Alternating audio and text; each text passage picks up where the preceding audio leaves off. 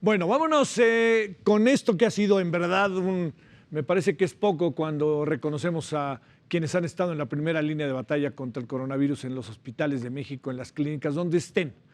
Y es una especie, si usted me permite, en verdad que se lo digo, de homenaje, pero también de escucharlos. ¿Cómo les ha ido a ellos? ¿Qué ha sido la experiencia que han tenido? Una experiencia inédita en su vida que seguramente les cambió la vida, más allá de que los doctores y doctoras, como sabemos, viven en el límite.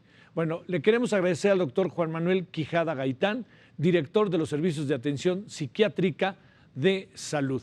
Doctor, bienvenido, ¿cómo has estado? Y gracias. Hola, muchas gracias, Javier. Muy bien por acá. Muchas gracias por la invitación. Buenas noches a todo el auditorio. Bueno, te debo de decir que te mandamos un reconocimiento que supongo que mucha gente que te está viendo dice, ese fue el que me ayudó. Bueno, también quiero agradecerle a la doctora Ariana Paola Canché. Ella es médica, internista, nutrióloga del Hospital Ángeles del Pedregal. Doctora, ¿cómo estás? Hola, ¿qué tal? Buenas noches.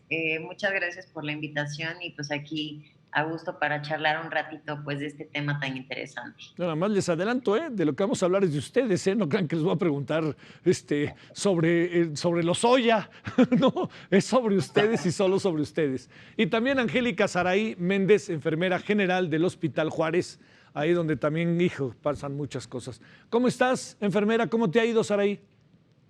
Buenas noches, muy bien, gracias. Gracias por la invitación. Y pues también aquí, lista para la charla. Eso, qué bueno que le dijimos charla. A ver, ¿qué les parece si empezamos con esto? ¿Qué ha pasado en sus vidas a lo largo de este tiempo? ¿No? ¿Qué ha sido? Es decir, ¿qué tanto les ha cambiado? ¿Los ven en la calle y les aplauden o les avientan jitomates? ¿Qué ha venido pasando? Entonces, si les parece, doctora, ¿no te importa que empecemos contigo? Adelante, doctora. Para nada. Pues bueno, la realidad es que al principio había mucho escepticismo en esta cuestión de la transmisión del virus. Entonces estábamos como un poquito marginados y nos veían con bata o con pijama quirúrgica, pues en algunos lugares, ¿no? A medida que la situación ha ido avanzando y hay un poco más de información, ha habido personas, inclusive personas del extranjero que me he encontrado en lugares públicos o en el mismo hospital, que hacen un reconocimiento directo por la labor que hacemos, pues para seguir atendiendo a los pacientes y a pesar, digo, en mi caso que contraje coronavirus Ah, y no sabía. estuve incapacitada o aislada en mi casa casi un mes, pues regresar otra vez a trabajar en esto y pues a seguir atendiendo pacientes, principalmente pues toda esta cuestión de la falta de personal de salud. Entonces creo que es una situación que ha migrado de ser un poco escéptica al inicio, inclusive agresiva con el personal médico. Ahora hay un poco de reconocimiento, pero aún así hay un tema pues en nosotros también de desgaste pues de toda esta situación en cuanto a información y a la inquietud de los pacientes y de la población en general. Oye, doctora, ¿qué es ver el coronavirus y luego tener el coronavirus y regresar al coronavirus para seguir trabajando? Pues al inicio vi muchos pacientes crónicos, ya grandes, muchos muy allegados, familiares inclusive. Mi mamá en este caso y amigos, también familia, pues tuvieron este episodio de neumonía donde estuvieron muy graves. En mi caso, la verdad es que debo decir que prácticamente mis síntomas fueron muy leves, Sí. únicamente el aislamiento que tuve pues fue por esta cuestión de prevención para contagiar a otras personas, pero hay muchísimos casos de personas cercanas que también fallecieron y otras que estuvieron. A ver, ahí, doctora, tuvimos un pequeño problema. Es muy probable que tú me escuches, pero nosotros no te estamos escuchando. Ahí sí. ¿Otras personas decías que tuvieron? Tuvieron síntomas distintos. Por ejemplo, en mi caso los síntomas fueron muy leves, pero en el caso de familiares como mi mamá, amigos, inclusive doctores o colegas, fallecieron del hospital tratando pacientes pues frente a esta situación. Bueno, ahorita regresamos, si te parece, doctora. A ver, déjame hacerte una pregunta última antes de irnos con el doctor y con Angélica Saray. ¿Te han tocado personas fallecidas, doctora? Y de hecho, dos colegas muy cercanos del hospital, algunos de ellos fueron maestros, Una de ellas pues es una vecina de aquí del domicilio donde vivo, Uy. 2 pacientes míos de años, de 4 o 5 años de tratamiento, amigos cercanos, inclusive una asistente que tuve hace 4 años también falleció. Entonces la población al inicio creía que pues que esto era una cuestión como casual o que no nos iba a pasar, pero la realidad es que cada vez vemos más gente pues infectada y pues afectada por el virus. A ver, doctor, estás en un área ahí particularmente delicada, ¿no? O sea, voy a repetir, doctor, si no te importa, para que el público lo sepa, eres el director de los servicios de atención psiquiátrica de la Secretaría de Salud. A ver, ¿qué ha pasado ahí, doctor? Supongo que tu vida estaba hecha patas para arriba, como luego decimos de manera doméstica, ¿no? Así es, Javier. Mira, veníamos pues de mucho trabajo en los hospitales. Como todos sabemos, este asunto de la salud mental y la psicopatología es algo que venía tomando ya cierta fuerza, digamos, o cierta necesidad de atención en los últimos años. Y estábamos en un trabajo para buscar disminuir lo que le llamamos la brecha de atención entre los que necesitan la atención y los servicios que están montados. Los servicios que tenemos son 3 hospitales federales: el Hospital Fray Bernardino, muy famoso, el Hospital Samuel Ramírez Moreno y el Hospital Psiquiátrico Infantil Juan N. Navarro, y 3 centros comunitarios de salud mental.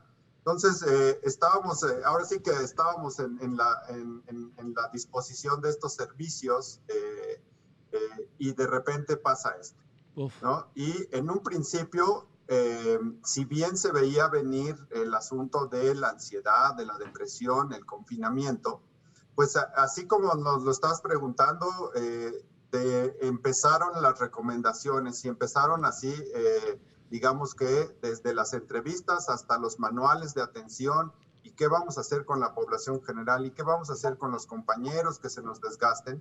Pero al mismo tiempo que uno, en lo personal, como lo estás planteando, Javier, uno también estaba sometido a ese confinamiento, a ese estrés, a una situación nueva, ¿no? Y entonces empezar a generar recomendaciones, pero ahora sí que desde la cancha, ¿no? Sí, claro. Es decir, como si el técnico se metiera a la cancha a jugar y a vivir la intensidad del partido, y entonces pues vamos a ver cómo nos organizamos. Esto que al principio recomendábamos, y todavía, por supuesto, el tener rutinas diarias, el hacer ejercicio, el hidratarse bien durante el día, el tener espacios de convivencia, digamos, con tolerancia, y hacer ciertos pactos ahí en la casa para que no venga la agresión.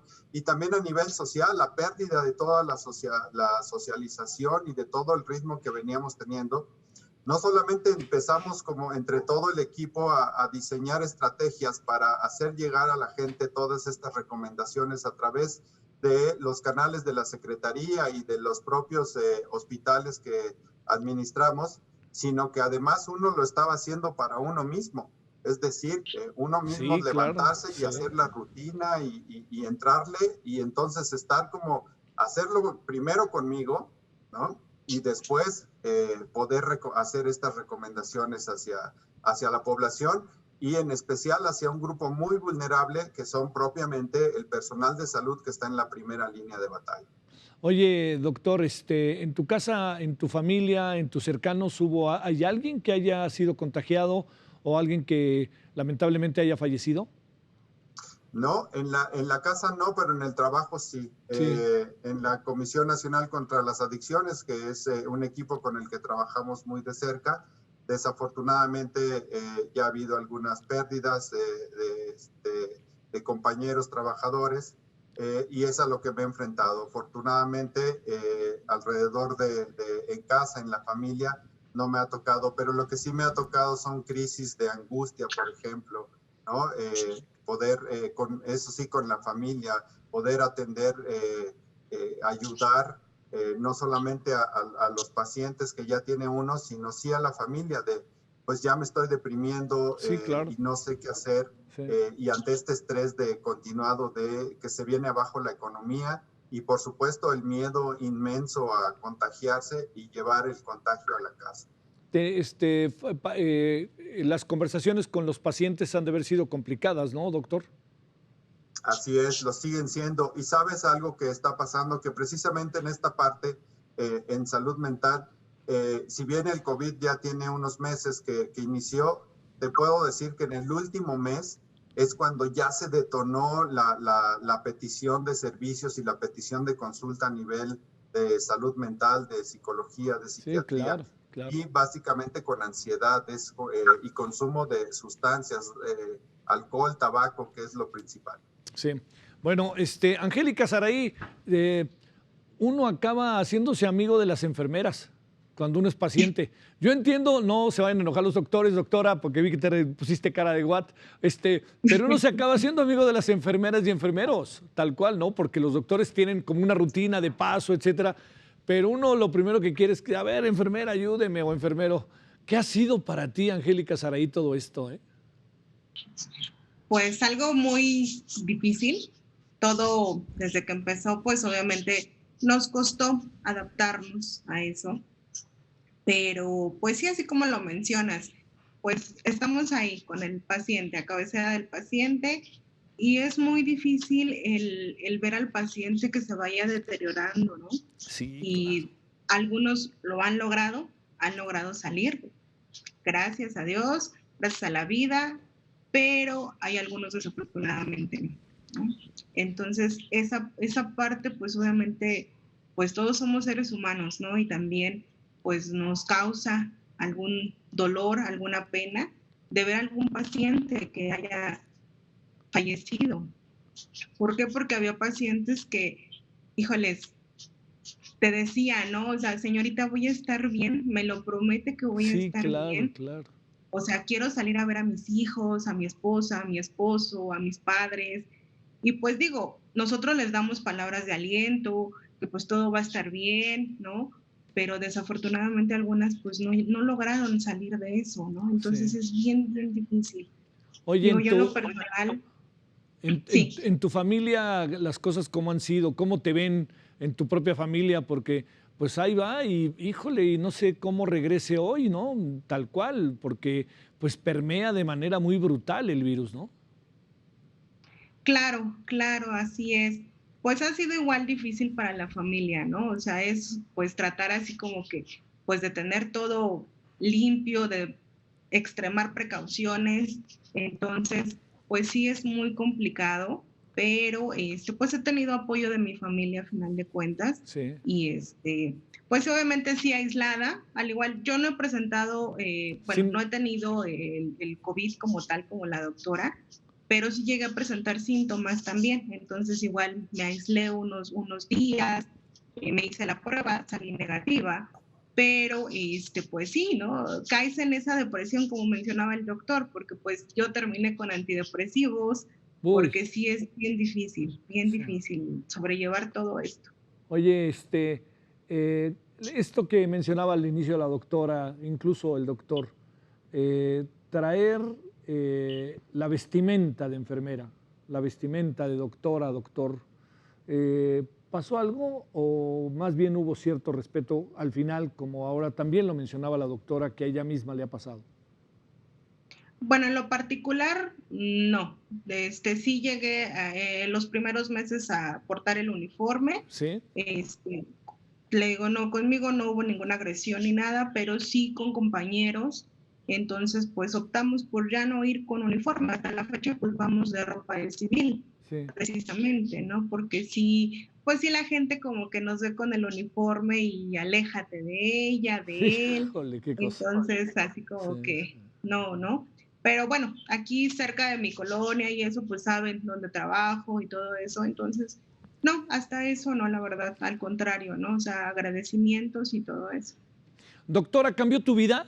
Más allá de que entiendo muy bien que la labor de ustedes tres es una labor casi que de 24 horas al día, o 24 por 24 por 24 por 24, ¿no? Es estar a las vivas al 100%. ¿Cambió tu vida, doctora?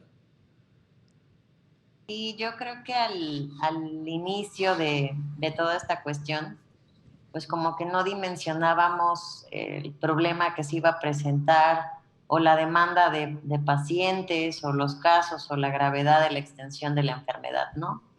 La realidad es que yo en lo particular de pronto me di cuenta que el único día que extrañaba eran los domingos, pues porque salía de mi casa a las 5 de la mañana, como muchos de ustedes, y regresaba a las 10 de la noche, entonces de pronto me di cuenta que inclusive me hacía falta un poco de interacción pues social también, pues con la Claro, familia y los amigos, porque a veces se enfrasca uno más en esta cuestión, ¿no? sí. Y de pronto, pues la vida empezó a cambiar en el sentido de que ahora valoras un poco más, pues el hecho de poder ver a familiares, de tener el contacto directo, la oportunidad de estar pues disfrutando inclusive del tema de la salud o de cosas que antes pues te parecían tan banales y que ahora son tan importantes, ¿no? Como hacer una videollamada para poder platicar con tu familia porque no la puedes ver. Sí, claro. Entonces, inclusive pues tener que hacer videollamadas con tus pacientes, ¿no?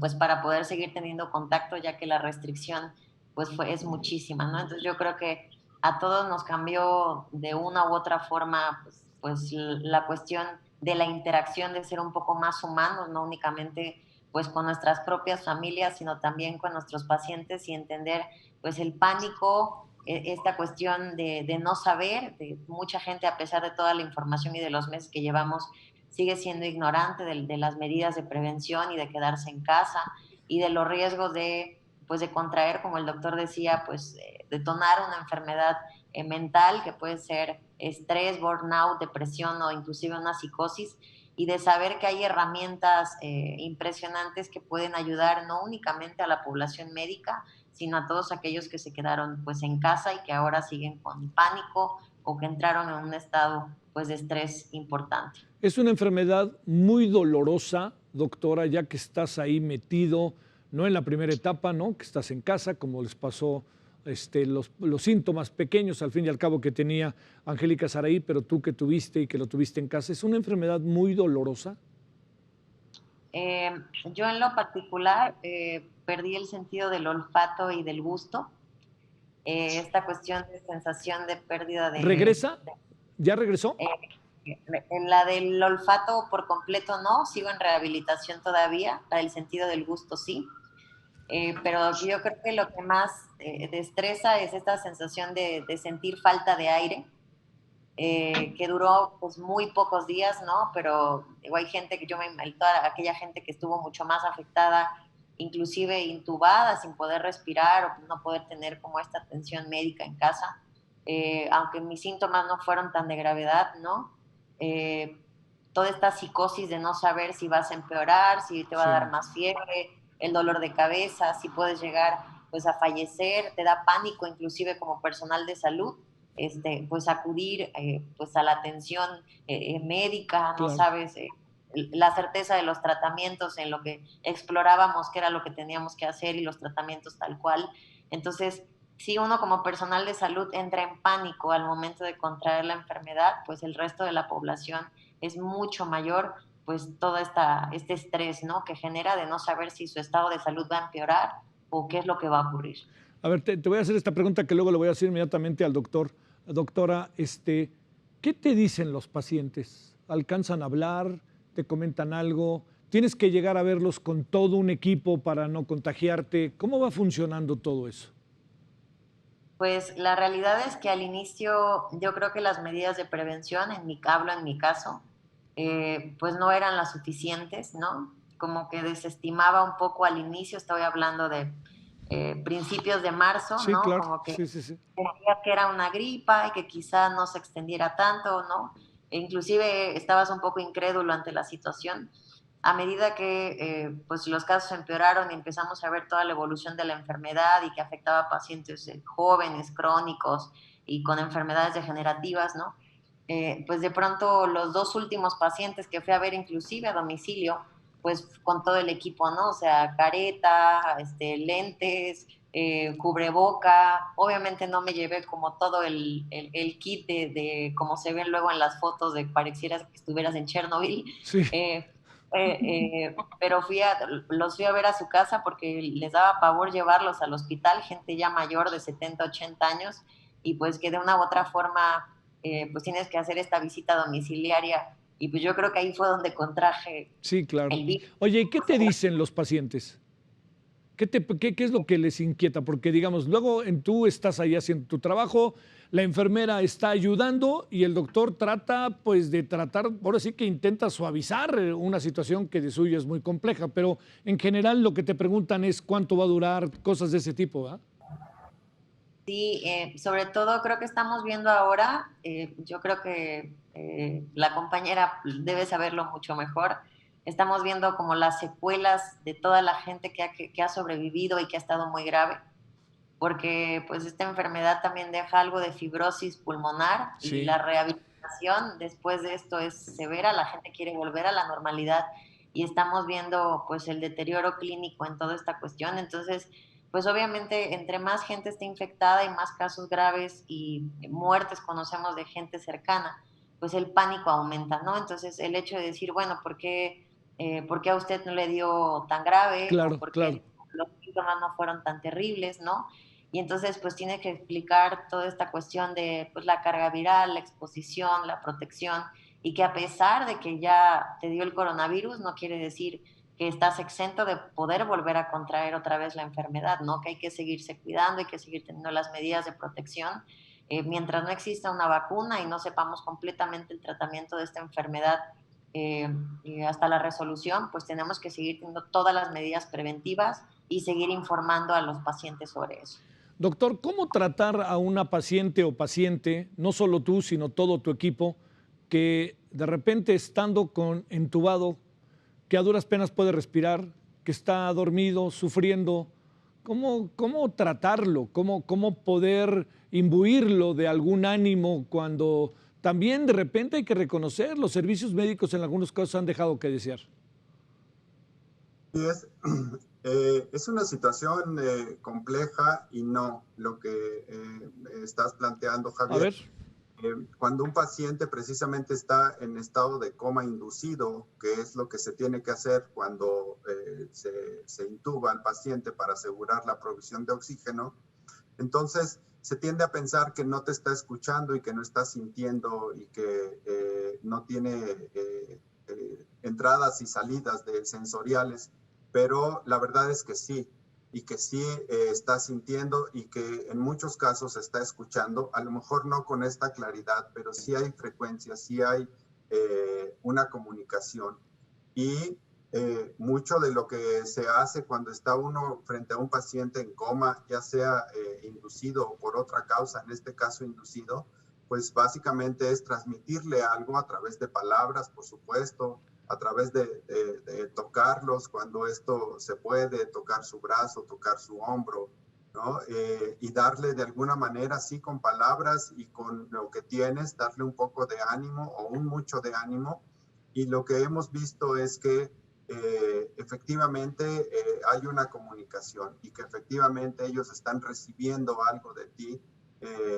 Eso de alguna manera incluso está hasta documentado. sí. Algo que nos dicen mucho con la pregunta que le hacías a la doctora y que también asumo me la estás preguntando, ¿qué nos dicen los Sí, pacientes?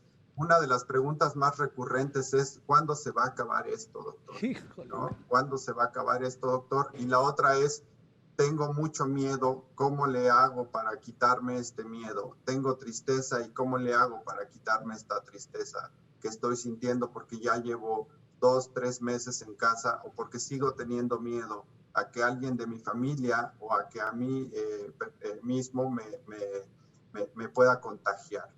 Y algo que quisiera comentar, porque me parece bien relevante, Javier, el ejercicio que estás haciendo con nosotros de preguntarnos.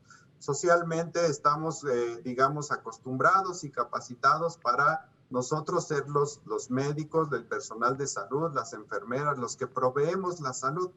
Pero pocas veces, y muy pocas, en general hablo, y también de manera personal, nos preguntan a nosotros cómo estamos, Sí, claro. ¿no? Cómo nos sentimos nosotros, ¿no? Incluso en la familia, en tiempos de estos de estrés, si bien tu familia sí te recibe y te pregunta cómo te fue en el trabajo y todo esto, en estos tiempos el estrés es para todos y entonces tanto en casa como afuera es realmente muy pocas las oportunidades de que a ti te pregunten cómo estás, cómo te sientes, es más, cómo dormiste o cómo estás comiendo. Esas cosas tan básicas, difícilmente el personal de salud se las llegan a preguntar.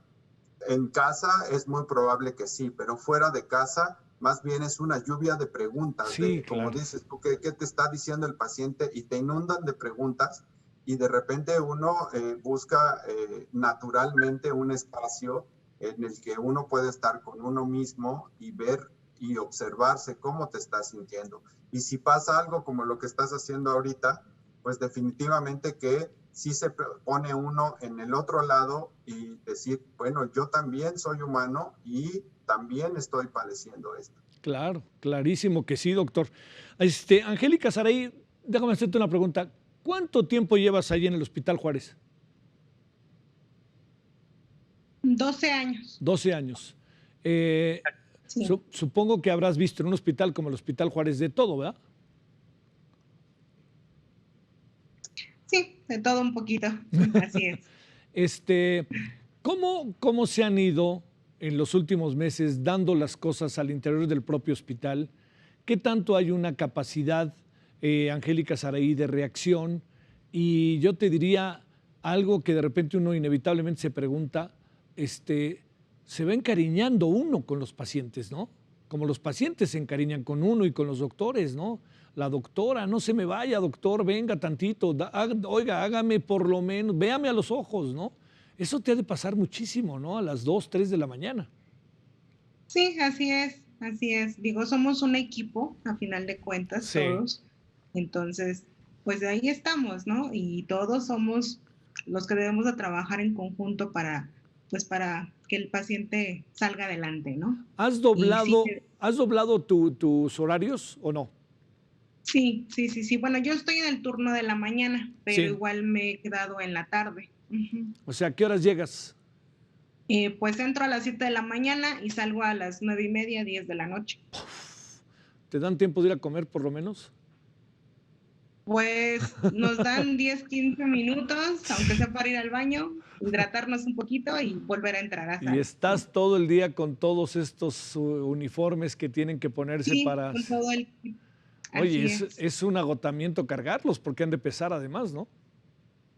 No es tanto que pesen, es ligero, pero pues sí el calor, en la parte de que pues obviamente, Claro. digo, yo utilizo anteojos, entonces sí el traer el gogle, pues se te empañan, entonces sí como que ya luego no terminas viendo bien, entonces es complicado, pero pues así estamos todo el día. ¿Cuántos días a la semana trabajas? 5 días. 5 días. ¿Tú, doctora? Bueno, 24 horas por 24, ya lo sé. Pero ¿qué, hay un día, todavía el domingo es tuyo o ya no?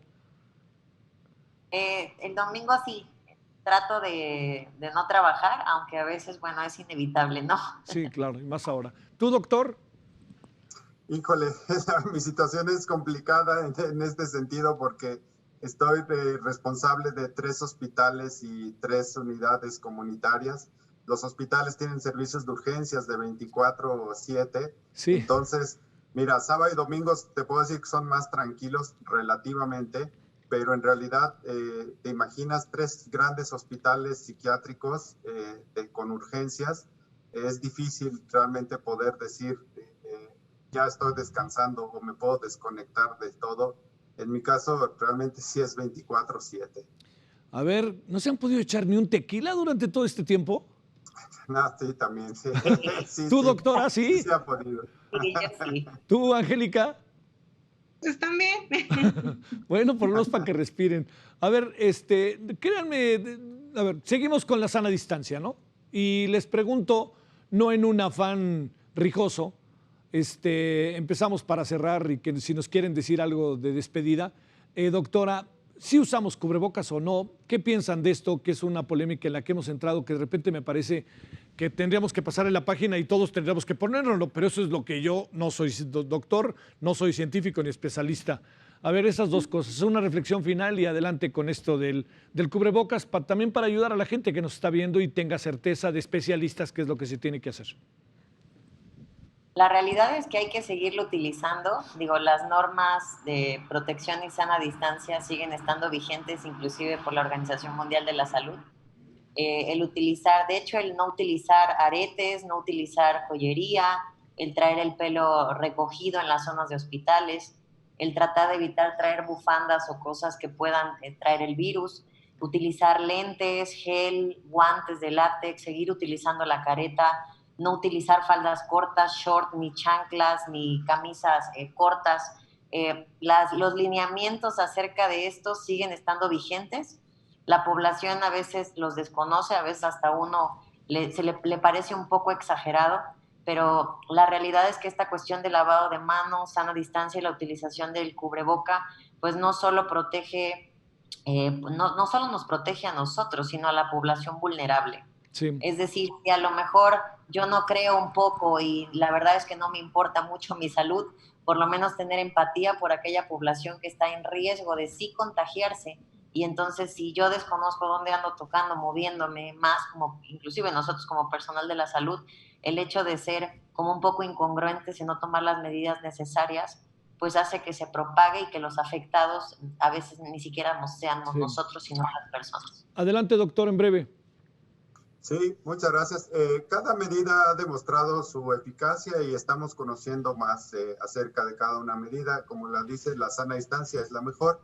El cubreboca, yo creo que cuando no se puede asegurar la sana distancia hay que usarlo.